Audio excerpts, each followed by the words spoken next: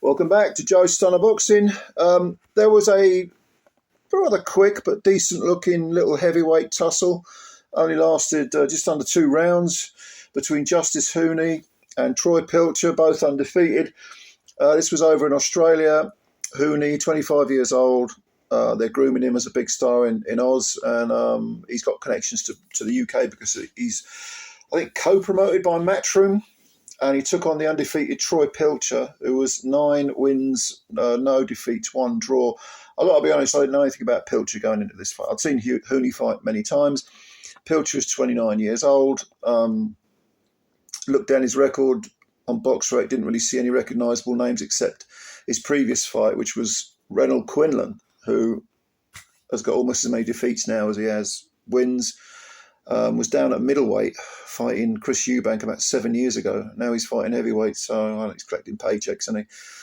But this was way too much of a jump up for Pilcher. And, I mean, this was... it was just a case of one guy being better than the other, one guy having too much talent, too much of everything for the other guy. And the other guy being Pilcher, was game as hell. I mean, he came out in the first round looking to batter Huni, looking to put it on him. If he was going to lose, go out on his shield, and he certainly did. And he was making Huni cover up and getting in close, and, you know, while he was fresh, there was always the chance that he could be dangerous. I mean, Pilcher had 7 KOs in 9 wins, which was very low quality opposition, though. Huni's very different. Huni, last seen outpointing Kevin Lorena, and that was a close fight. And Lorena gave Huni a lot of problems. Lorena himself is not a bad fighter at all. That was over in Riyadh in March this year. And prior to that, there was a 10-round decision over Andrew Tabiti, who was 20-1. So, you know, Huni at 25, very young for a heavyweight, he's a work in progress. But I like the way he soaked up the early pressure from Pilcher. He really did some terrific body work. He really did, because Pilcher was, when he was fresh, you know, and he was putting it on Huni and, you know, messing him around, mauling him. Huni stayed composed, started banging to the body. There was a brilliant left hook to the body at the end of the first round, and then in the second round, he really let his hands go to the body. Very, very intelligent bit of thinking, good tactic. And Pilcher, to his credit, took him. What actually unravelled him, which was probably in the last, I don't know, 45 seconds of the second round, was that Huni switched it up to the head. So he's banging to the body, softening up Pilcher, chopping down the tree, doing the old lumberjack routine, switched it to the head. I think there was a left hook to the head that buzzed Pilcher. He fell back into the ropes. Huni chased after him, slinging all sorts of punches, both hands. Pilcher skidded across the ropes, pretty much defenceless, was trapped in the corner. Then Huni landed, again, with both hands, clean. It was a brilliant body punch that dropped Pilcher's hands, and then Huni whacked him with a right hand that didn't knock him flat out, which was very surprising. But he sort of collapsed in the corner onto one of the side ropes, and the referee stepped in and stopped it. Very good performance by Huni. All things considered, taking into account the level of the opponent.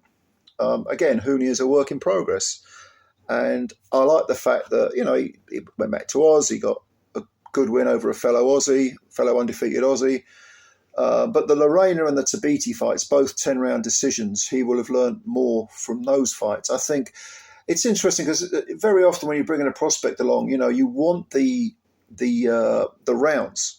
But at the same time, you want to throw in a fight where the guy can kind of rediscover his power, so that he's not neglecting the power, so that he's not thinking, should I be knocking people out? Well, yeah, you are. You have got power, but in order to learn, you need rounds. But ideally, you'd be taking 10 rounds and stopping the guy in the 9th or the 10th, and that way you're getting the knockouts on your record, and at the same time, you're getting the rounds in. So you're getting the experience, because there is no substitute for experience. But in terms of world level, I mean, I would say that Justis Huni, you know, the jury's still out. Obviously, this is only his 10th fight. He's got 5 KOs now, no draws, no defeats, and a young man. I'd say there's potential there, but he has to be brought along correctly. I don't see anything that suggests he'll be an elite heavyweight, But I do think he's capable, if he lives the life and works hard, of being a very good heavyweight. And add another good heavyweight or very good heavyweight into the mix. What can be wrong with that? Nothing. We want as many good fighters in as many weight divisions as possible. And Australian boxing is flying. I mean, Jaya Pataya, terrific cruiserweight. He was doing the commentary for this fight as long as it lasted. Of course, they've got Liam Paro over there, who's had that terrific win over Subriel Mateus. Tim Tszю's on his way back, after that shocking head injury and the defeat against that praying mantis, that gigantic Sebastian Fundora. But they've got some good fights over there. They really have. And the women as well, Sky Nicholson's world champ now. Yeah, good. It's looking like a bit of a golden age for Australian boxing, I think.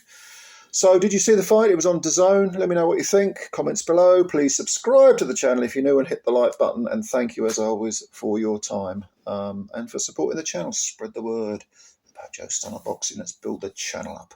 All right, guys. Thank you very much. And ladies, of course, I'll get you later. Bye for now.